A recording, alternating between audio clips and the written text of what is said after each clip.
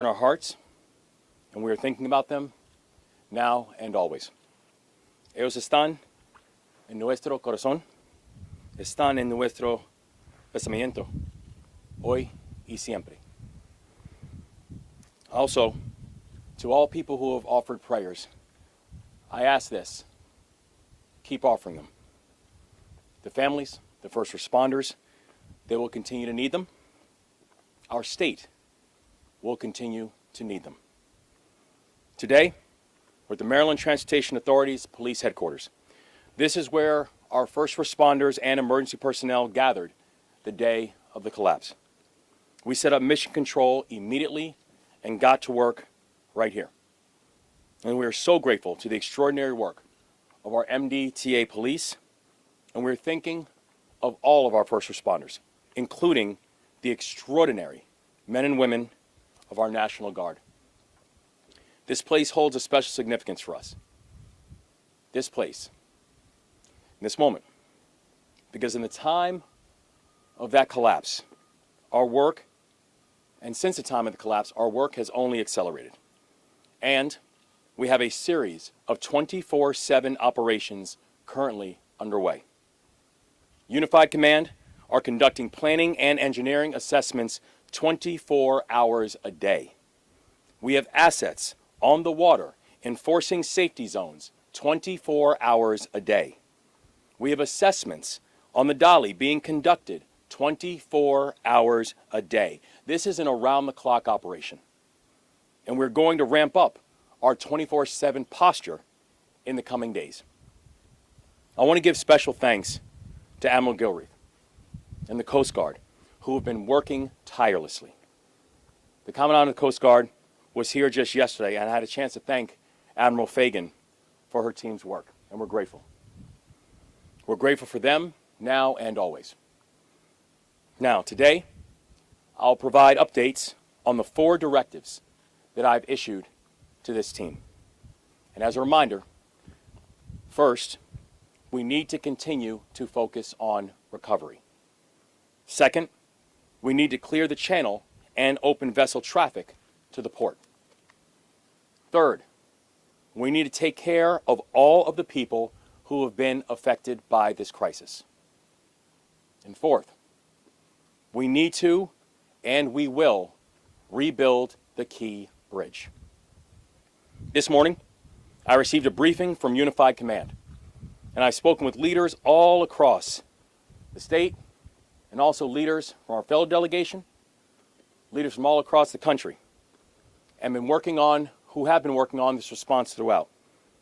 So first, on our recovery efforts. As I mentioned yesterday, we need to do more work on clearing the channel in order to move forward. This is a remarkably complex operation, and our focus needs to be on unity of command and unity of effort. Conditions in the water make it unsafe for rescue divers. And we're not just talking about weather and wind. We're talking about debris. We're talking about wreckage. We're talking about pieces of the Key Bridge that are in the water. One of the mantras in the military that we learned was this: mission first, people always. And that's the mindset that we are applying to this work. We are going to move as fast as possible. We are going to ensure the safety of our first responders, and we are not going to compromise one for the other. We are going to do both at the same time. Right now, the conditions make it unsafe for rescue divers. But as soon as those conditions change, Colonel Butler has assured me that those rescue divers will be going right back in the water. I also want to remind everyone that this is a no-drone zone. It has been established, and that is throughout the entire airspace surrounding the collapse. This is not a game, and please do not test my seriousness on this. The instructions are simple, and they must be followed. All drones are to stay away from the site of the Francis Scott Key Bridge collapse, period, and full stop. Now, second, on clearing the federal channel and opening vessel traffic to the port. With a salvage operation that is this complex and this unprecedented, you need to be able to plan for every single moment. And this work is going to take time, and we are going to continually assess and reassess this situation. This morning, Unified Command assured me that the hull of the Dolly is damaged but intact. The Army Corps and their partners will begin to move forward with the crane operations today. The north sections of the Key Bridge are going to be cut up and removed. This will eventually allow us to open up a temporary restricted channel that will help us to get more vessels in the water around the site of the collapse. And our friends at Trade Point Atlantic have agreed to help us with the process wreckage from the salvage operation. And to the team at Trade Point, I want to say thank you again for stepping up. This is going to take time to clear this section of the collapse. It's not going to take hours. It's not going to take days. But once we complete this phase of the work, we can move more tugs and more barges and more boats into the area to accelerate our recovery. As of yesterday, 377 people were actively engaged in response operations in support of Unified Command. And we will continue to marshal people and resources to ensure that we have everything that we need to do this work as safely, as efficiently, and as effectively as possible. Now, I've said this before, I will say it again, and I will continue to say this. This is not just about Maryland. This is about our nation's economy. The port handles more cars and more farm equipment more than any other port inside this country, and at least 8,000 workers on the docks have jobs that have been directly affected by this collapse. Our economy depends on the Port of Baltimore, and the Port of Baltimore depends on vessel traffic. Maryland's economy and Maryland workers rely on us to move quickly, and it's not just Maryland that is being impacted. I'm also talking about the farmer in Kentucky. I'm also talking about the auto worker in Ohio. I'm talking about the restaurant owner in Tennessee. This is impacting all of us. And the nation's economy and the nation's workers are relying on us to move quickly and to move together. Third, taking care of our people. I've said it already. Mission first, people always. Last night, the Small Business Administration accepted our request to approve a disaster declaration, and that declaration is now in effect. I want to thank the Biden-Harris administration for accepting our request within a matter of hours. And I want to personally thank President Biden for his constant support. Because of this declaration, small businesses affected by the disaster can now apply for disaster loan assistance from the federal government, and these are low-interest loans up to $2 million. They're going to help us ensure that our small businesses get the cash that they need to pay their bills and to keep people employed. The applications should be submitted online at lending.sba.gov by December 30th, 2024. I'm going to say it one more time so people can, so for those who missed it can hear it again. Applications should be submitted online at lending.sba.gov, and they should be in by December 30th of 2024. This declaration also empowers the state of Maryland to apply for new federal funding to pay for services and training for impacted workers and wage recovery. I've been briefed by the Maryland Department of Labor. They've assured me that they are working around the clock to get that application submitted ASAP. The Small Business Administration will also be establishing a business resource center on Monday. We will get that location information to you as soon as we know more. Now, fourth, on rebuilding. I said it yesterday. We cannot rebuild the bridge until we have cleared the wreckage. But we're going to get this done. We will clear the wreckage. We will move the dolly. and we will rebuild the Francis Scott Key Bridge. We are going to do that because we are Maryland tough and we are Baltimore strong, and you can bet on that. So in this moment, I'm going to hand it off to Senator Chris Van Hollen, and also, in order, we're also joined by and received briefings by leaders from the U.S. Coast Guard, the Maryland State Police, the Maryland Department of Transportation. We're also here with Baltimore City Mayor Brandon Scott, Anne Arundel County Executive Stuart Pittman, and other leaders. And now, I'm honored to turn it over to Senator Chris Van Hollen.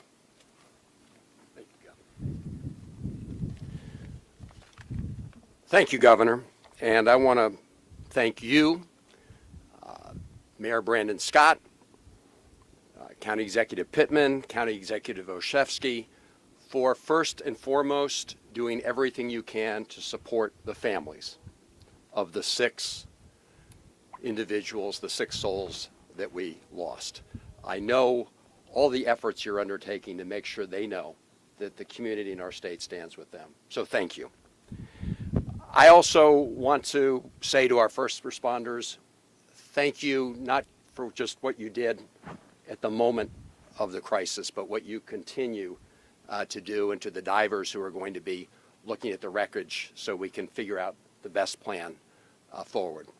As the governor has said, our priority is to make sure that all those thousands of Marylanders and others whose livelihood depends on the Port of Baltimore get back to work as soon as possible. And that means, number one, making sure we have the channel open, but in the meantime, doing everything we can to support them and their families. And again, I want to thank you, Governor, and the General Assembly for the fast work that you've undertaken through emergency legislation to address that. I spoke this morning to Acting Labor Secretary Julie Sue. She is also, as you know, working with the Maryland team to do everything possible at the federal level to support those workers and those jobs as we work to get the channel open and the port open. Small businesses, the governor mentioned the good news from today. The SBA administrator, Guzman, very quickly reviewed the state's request, and those are emergency low-interest loans that will go to support small businesses, 4% over 30 years, and a grace period during the first year, so small businesses can do everything they can to keep their workers on the job as we work to open the channel. Opening the channel, as you heard from the governor, that is the number one priority, and I want to thank President Biden and his entire team for being laser focused on helping Baltimore and Maryland in the aftermath of this emergency. We've heard from the Coast Guard, and we're going to hear from them again. I want to thank them. Admiral, it was great to join you and the Commandant of the Coast Guard yesterday to see a close-up view of the site, the bridge, the ship, and everything that we need to do to address it. It gave us a close-up sense of the magnitude of the challenge, but we also know that we are up to meeting that challenge and doing it as fast as possible. And to the Army Corps of Engineers and the Navy and the others who are being deployed to do this job, I want to thank you. And again, thank you to the Biden-Harris administration, because the federal government will cover the total costs of clearing the channel so that we can get those ships moving again and get the port open. On rebuilding the bridge, again, Governor, thank you and your team for such fast work, and thank you to President Biden and his team for such fast action. $60 million is already being made available on a quick basis to make sure that we can address the impact on surrounding traffic patterns from the fact that the bridge has collapsed. And then Maryland has also been deemed eligible. They've been accepted into the emergency program at the federal level that will mean that the federal government will pick up 90% of the costs of that program. And Senator Cardin and I will be working very hard with our delegation, Congressman Mfume and others, to make sure that we make good on President Biden's promise that the federal government will pick up the full costs. And I just also want to say, Ben Cardin could not be here at this moment. He's been here day in, day out. He will be back. We work very closely together with the governor's team on those small business loans. And we're going to be working together to introduce that legislation on behalf of our delegation. This is a great American city. This is a great American port. And I really hope that our colleagues in the Senate and House will come together as Americans to address this crisis as we came together as Americans when we saw previous bridge collapses, for example, in Minneapolis in 2007. This is really a moment for us all to unite. I want to thank again the governor, his team, and everybody here who are part of the executive branch at the federal level and the state level and the local level. We are going to get this done, and we will also make sure that as the NTSB does its work, that if there are funds that will flow because of any liability by any party that contributed to what happened here, if there's liability, those funds will be returned to the federal government to offset any outlays the federal government undertakes in this effort. So we are here again to get this job done, open the port as fast as possible, begin the process of rebuilding the bridge, and you've got the A team here from the federal government, the state government, the city government, county governments to get it done under the quarterbacking of Governor Moore. So thank you, Governor, and we'll turn it back over to you. Thanks. All right, thank you. Good afternoon. I'm Rear Admiral Shannon Gilreath. Governor, Senator, I'd like to thank you for your kind words about this response so far. And I want to emphasize that this is a team effort. It's not just the Coast Guard. We are part of this community. We are heavily invested in this, but it is a team effort made up of a number of federal partners, including the United States Navy Supervisor of Salvage, the Army Corps of Engineers, and other federal agencies and partners. And there are a tremendous number of state and local officials and agencies that are helping us. And you see some of them to my left. They are a huge part of this unified command in making this go and work. And I also want to thank the community at large for your amazing support that you've given us. We feel the love that's coming from this community and this city and this state. So thank you so much for that. And please continue your prayers for the families of the people that were impacted by this. I want to give you a very brief update on some of the things that are happening in the Unified Command. Our number one priority remains reopening the Port of Baltimore. And to do that, we've got to clear that deep draft channel. And so I've talked about our phases. We're going to continue with that, reopening the deep draft channel and remove that debris. We're going to then remove the ship, and then we're going to also continue to remove debris from the bridge across the waterway. Now, those efforts are ongoing. We're continuing to bring in the resources for that. We are continuing to do diving just for the purposes of evaluating how we can actually potentially cut up portions of the bridge, how we can rig for future lifts with the cranes, and how we can figure out exactly how to do this as safely as possible so that we can get that channel reopened. And we're working really, really hard on that to get that done with the smartest engineers we have, and they are really working hard on that. And so I'm fortunate to say that we don't have to do all of those in the exact same order. It doesn't have to go linearly. It can go simultaneously. And we are working really hard in that regard. And so I'm really proud to announce that the governor said we're going to conduct our first lift today on a piece of a portion of the bridge just north of that deep draft shipping channel. And we will continue planning efforts for once we get that cleared to open that up for tug and barge traffic to come into the Port of Baltimore. But that's going to take some more time, and this is a step in that process. Much like when you run a marathon, you've got to take the first few steps. Well, we're taking those first few steps, and we're continuing to get the resources in that will propel us to the finish line. But we're working to get there as fast as we can. We're going to open it as soon as possible, and we're going to continue to do it safely. And I'd like that later today you'll hear from the Maryland Department of Transportation about that particular lift, because they're really using their expertise in engineering and their contractors and engineers to help us with that. So I'd like for them to speak more about that. But Governor, thank you very much for your continued support of this unified command. It truly is a partnership, and it's a privilege to get to work here. Thank you, sir. Thanks, sir. Good afternoon. I'm Colonel Butler of the Maryland State Police. The Maryland State Police continue to be an active part of the Unified Command. As Governor Moore mentioned, the brave members of our underwater rescue teams remain on standby. They will resume their recovery efforts once the Unified Command has informed them it is safe to resume diving operations.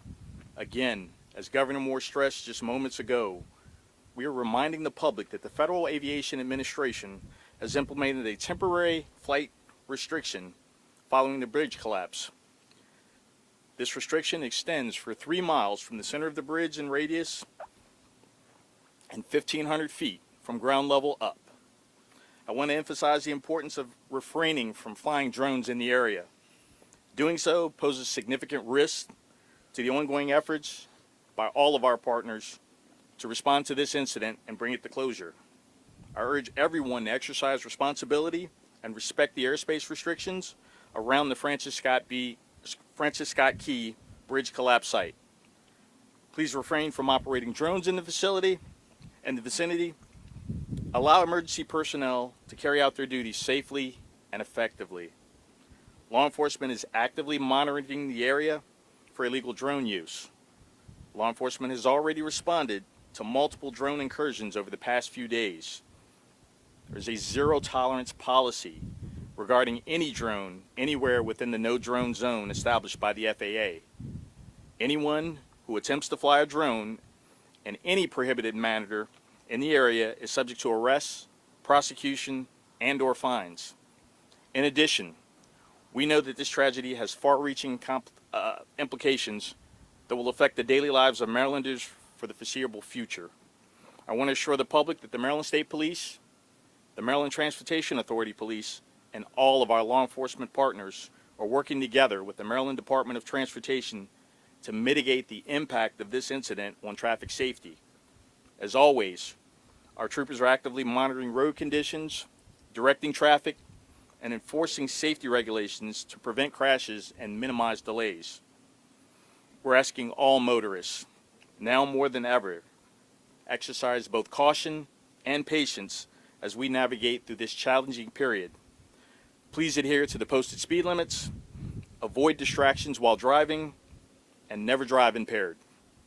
Also, please continue to remember the move over law for first responders, tow truck operators, work crews, and any motorists who may have become disabled on the side of the road. We understand that this situation may cause inconvenience. However, your safety is our top priority. Thank you.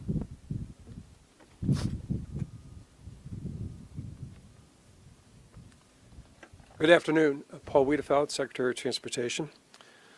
Emphasizing the Governor's leadership and directions, the Maryland Department of Transportation continues to support the Unified Command salvage efforts. As has been said many times, will be said many more times, the top priority is clearing the shipping channel. Crews are out today working to remove part of the north side of the bridge that remains. The first piece could be removed and dropped off to Trade Point Atlantic as soon as today. And as the Admiral said, that is done by some of the forces that we brought on board, but the reality is it's done by Unified Command. That's who's doing that work. And as also was said, this is the first of many, many, many steps going forward, but it is a huge milestone as we start this process. I also want to, although we've lost obviously tremendous amount of activity at the Port of Baltimore, there still is some activity going on at the Port of Baltimore, particularly at Trade Point Atlantic. Trade Point Atlantic continues to move auto vehicles and put them into their processing center. We're also working with Trade Point Atlantic to offload auto vehicles at their Sparrows Point facility and move them to processing areas where workers can get them ready for dealerships. This is all about bringing people back to work. I also wanted to stress that the port's distribution operations continue, including cargo that comes in by truck and rail. And we will continue to explore other opportunities, again, to bring labor back to the Port of Baltimore. Turning to traffic, our highway system, we continue to monitor the traffic conditions and any changes that are impacting the system as a whole. As I previously mentioned, we are seeing increased traffic throughout Fort McHenry and the Baltimore Harbor tunnels. That being said, so far we have not seen any significant additional delays. We do have a special team focused just on traffic issues, as was mentioned by the superintendent. And yesterday, our team held a working session with Baltimore City, Baltimore County, and Anne Arundel County to deal with specific issues, immediate specific issues, but also think long-term about some of the issues we may be facing. We also are working with our partners at the Baltimore Metropolitan Council. And we're doing that because they have traffic data and modeling capabilities, again, will help us plan movement throughout the region. Rebuilding the bridge. Our efforts to rebuild the Francis Scott Key Bridge, we're working closely with our particularly our Federal Highway Administration partners. The $60 million that we did receive from them are being used today as we start to remove some of the structure there, and they'll continue to help us with some of the traffic mitigations. We're also working with them at the same time to think through how do we fund, how do we design, how do we deliver the new Francis Scott Key Bridge.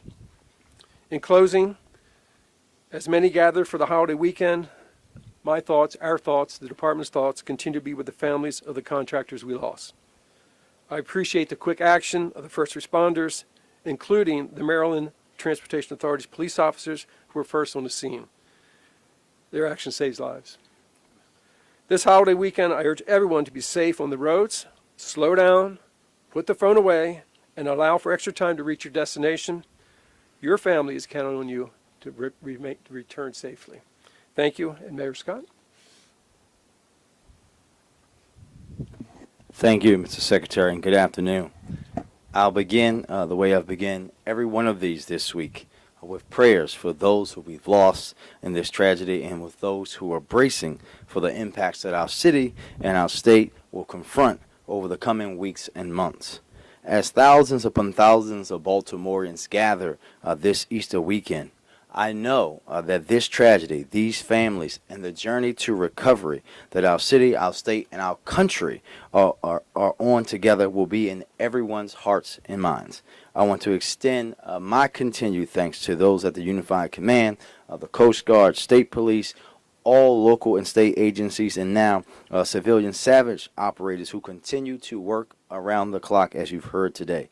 Our coordination at every level of government has been second to none. And Admiral, I want to say thank you for leading us in that effort. And with this massive of an operation, that is notable itself. Members of my team, including senior staff and the Mayor's Office of Emergency Management, are embedded. And the daily briefings and coordination is a testament to how we will get this done. As you heard, crews will begin to remove wreckage today, but we must be reminded again that this is going to be a long process. Many of you know that I'm a runner, and I'll say it like this. The winner of the marathon or the 5K is never the person who starts out the fastest. In fact, in my experience, those people end up last or not finishing the race at all. The winner always has the right pace and finishes with a strong kick. That will be all of us when we celebrate the reopening of the channel and the reopening of the bridge in the future. We will all be exhausted, but it will be worth it because we will have achieved our goals the right way and together. Doing it that way is going to make the process smoother and faster in the long run, and that's our ultimate goal. We're engaging with our state and federal partners, offering resources and bringing together business and labor communities as we look towards the long-term impacts this will have. And as the salvage operation continues, we are never going to lose sight of the human aspect of this crisis. Myself and my team will remain focused on ensuring no one forgets one of our critical priorities has to and will continue to be bringing home the remaining missing workers so we can bring closures to their families. I know everyone shares that priority, and together we will continue to wrap our arm around these families and our community who is still reeling. I remain grateful for every single person who has put out an ounce of energy to this response, from the first responders to those represented here to those who are working 24/7 on this issue. Thank you. It means everything to us, to those families, to our city, and to our state. The outpouring of love and support has been breathtaking and showcases the best that we have to offer. And you're showing of the world what Baltimore means to you. Thank you. And now I turn it over to my partner, County Executive Pittman.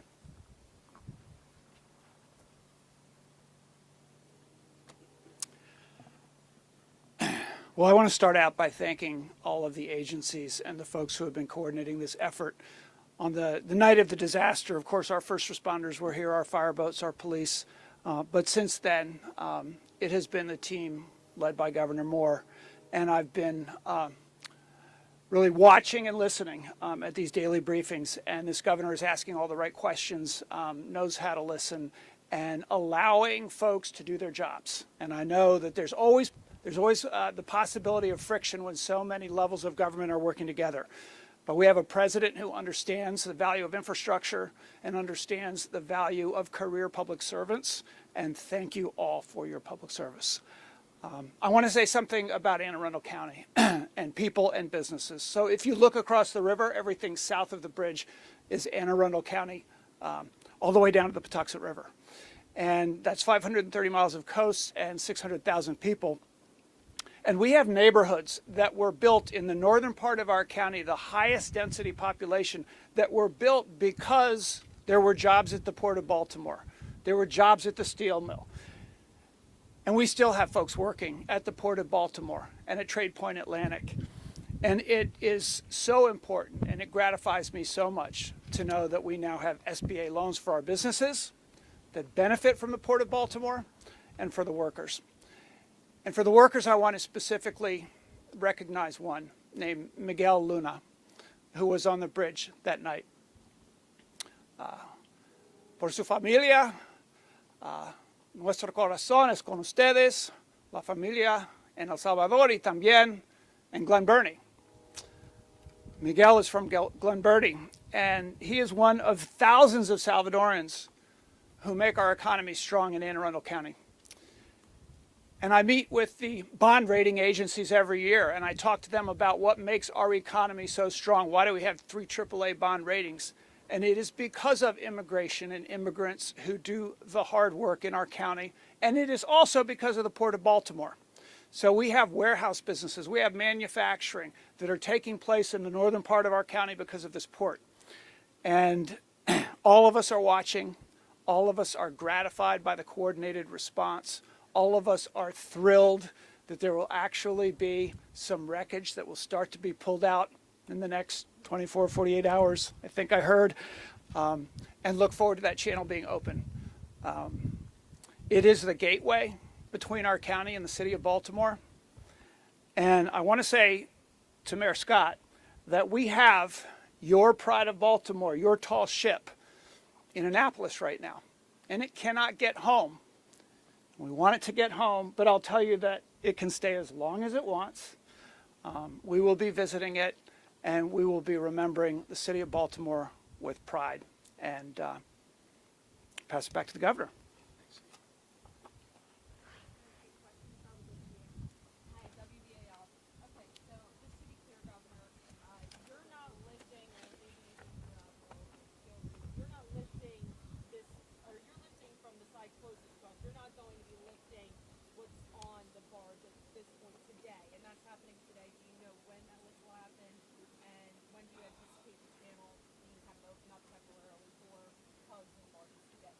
That's correct. So what is going to happen today is not going to be the piece that's on the boat that is on the dolly currently. And the answer of when is that piece going to be lifted, we just do not have enough information. I cannot stress enough how important today and the first movement of this bridge and of the wreckage is. This is going to be a remarkably complicated process that's even going to take place to this day. And even after that initial lift takes place, there still needs to be an understanding of what forms of adjustments have happened. How has lifting that one piece and begin the removal process, how does that impact the remainder of the bridge that still sits inside of the bay? And so we still do not yet have a timeline as to when we can actually begin lifting pieces off of the dolly, but we know that today is a remarkably important moment, but one that still is going to take further evaluation as to what type of impact that's going to have on the remainder of the mission.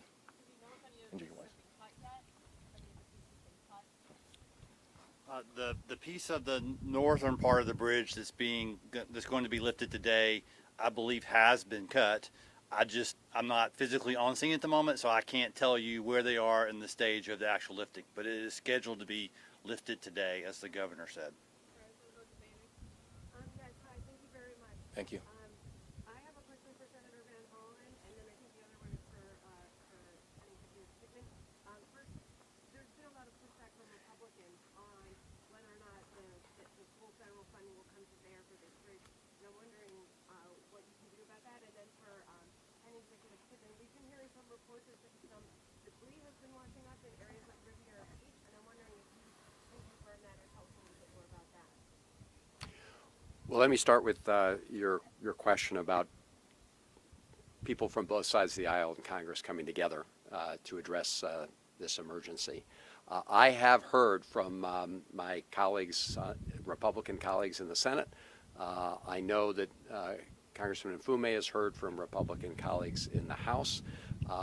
Now we're going to just have to come together and get this job done on behalf of the country. As the governor has stressed, the Port of Baltimore impacts the entire country, and as we've all stressed, the entire purpose of the Emergency Relief Fund is to make sure that the federal government picks up the lion's share when you have these kind of emergencies.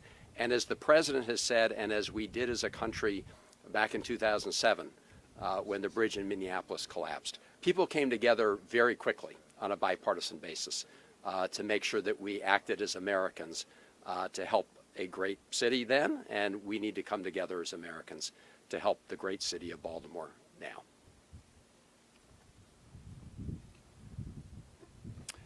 And yes, it's true. We have reports of some debris in Anne Arundel County washing ashore. And I was just asking the Admiral, who is best to contact about that? People want to report it so that if there's research that needs to be done with some of that.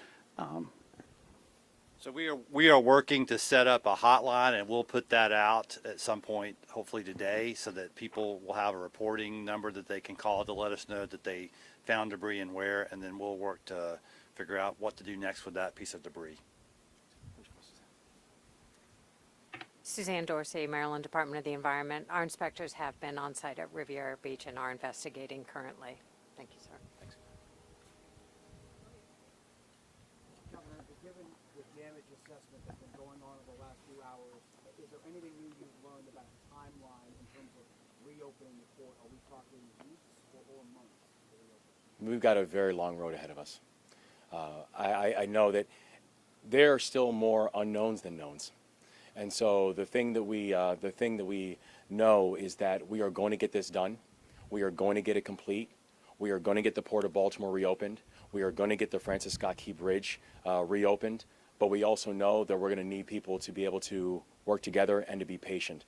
This is one of the more complex operations that we have seen. You know, there have been lessons learned that can be taken from things like Tampa and Minnesota. When you're looking at a situation that you have a vessel that is close to the size of the Eiffel Tower, that is sitting in the middle of the water with a key bridge where we're talking, 3,000-4,000 tons of weight sitting on top of the barge, with electrical wires up top, with debris all in the water. The complexity of this cannot be overstated. And so we are going to move safely. We are going to move swiftly. We are going to get this done, but this is going to be a long road.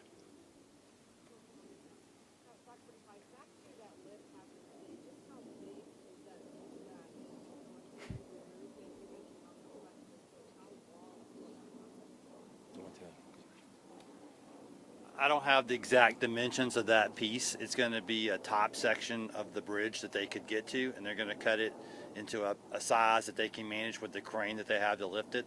The crane, I believe, is a 160-ton lift crane, and so that's still a significant weight to do that. I think that's what I'm. It's going to take the day to do it. I mean, they had to do the engineering process to plan how that we could make those cuts. They're making those cuts. Then they're going to have to put straps to rig it, and then they will rig it and they will set it on a barge so it can be brought back here.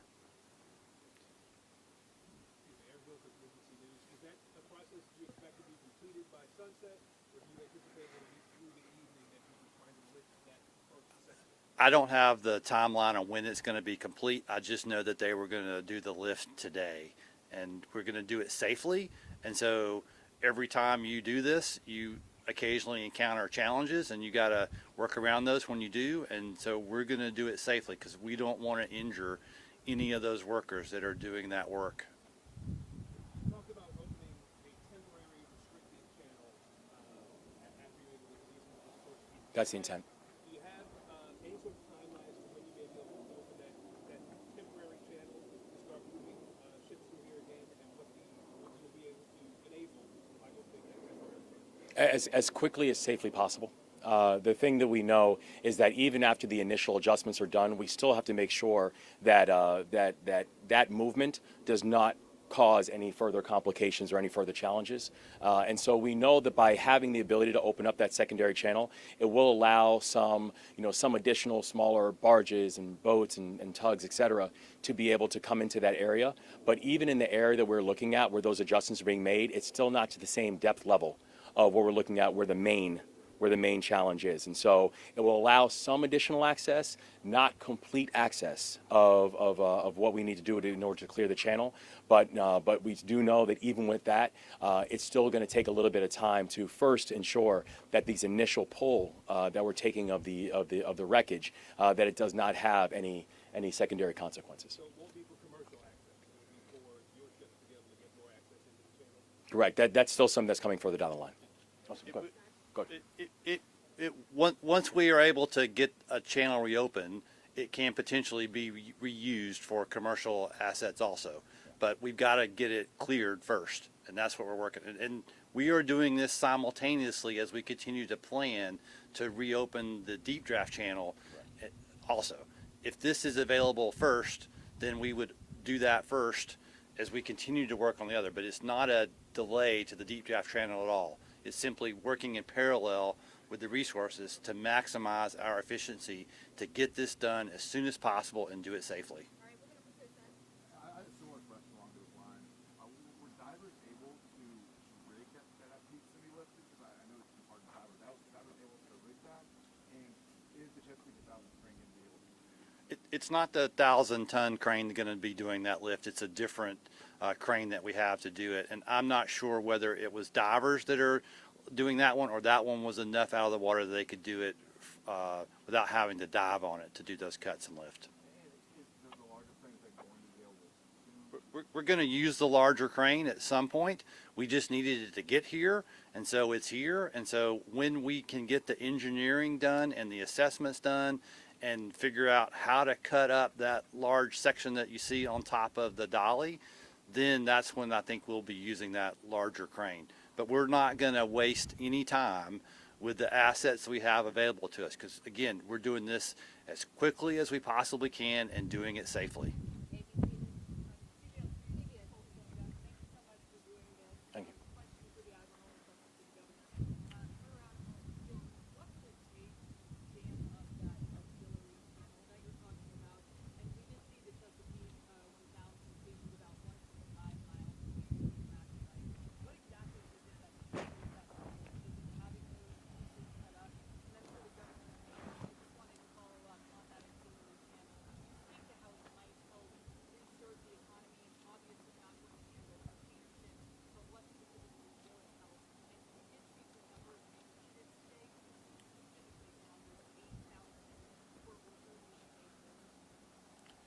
So as to a potential auxiliary channel, it starts with, again, removing all of that debris and then ensuring exactly what depth of water we have to be able to say what are the draft restrictions on the vessels that can use it. But once we have got that cleared, we will simultaneously mark the channel with buoys so that mariners can see how to transit through there. And then we may have to put some restrictions on that because we don't want it to ever interfere with clearing that deep draft channel. That's our priority. But if we can open up another one that will help the economy here and move traffic in and out of the Port of Baltimore, even if it's not the deep draft, we want to take advantage of that opportunity. Thank you. And what we have today for the Business Recovery Center, this is really allocating the opportunity for loans up to $2 million for our small businesses. And again, they can start the application process now as the site is open. We'll have additional information that's also going to be processed. But that's a way of being able to provide a measure of support for our small businesses, the ones that are being hurt by what.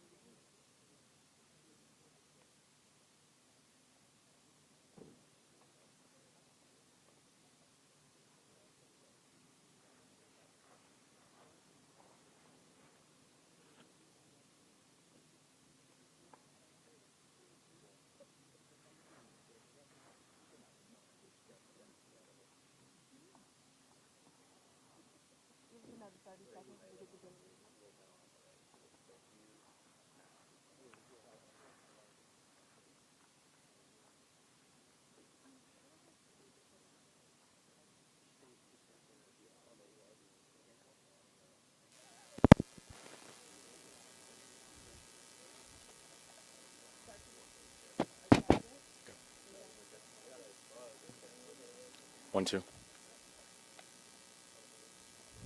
1, 2.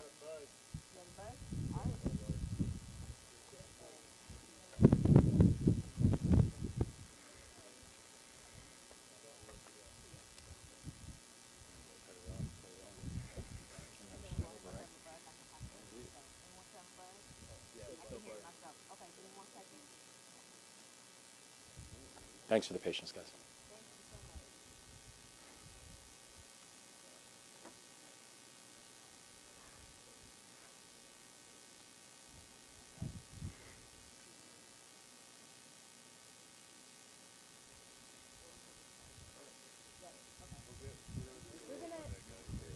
Guys, we're going to do another press conference on Monday. We're going to cut this one short right now. But do you have a question?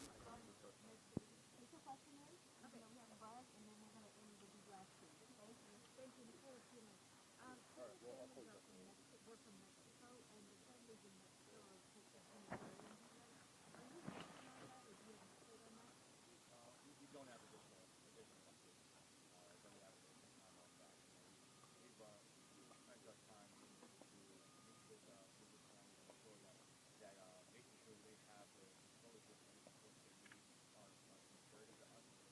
But we don't have any additional. And follow-up question, what are the survivors supplying medical attention, and I understand you spoke with that survivors, what is it on Wednesday?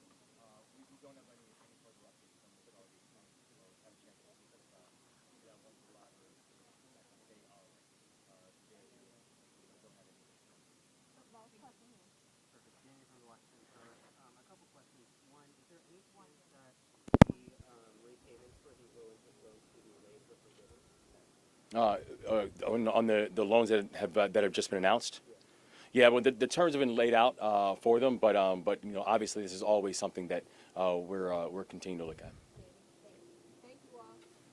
Thank you.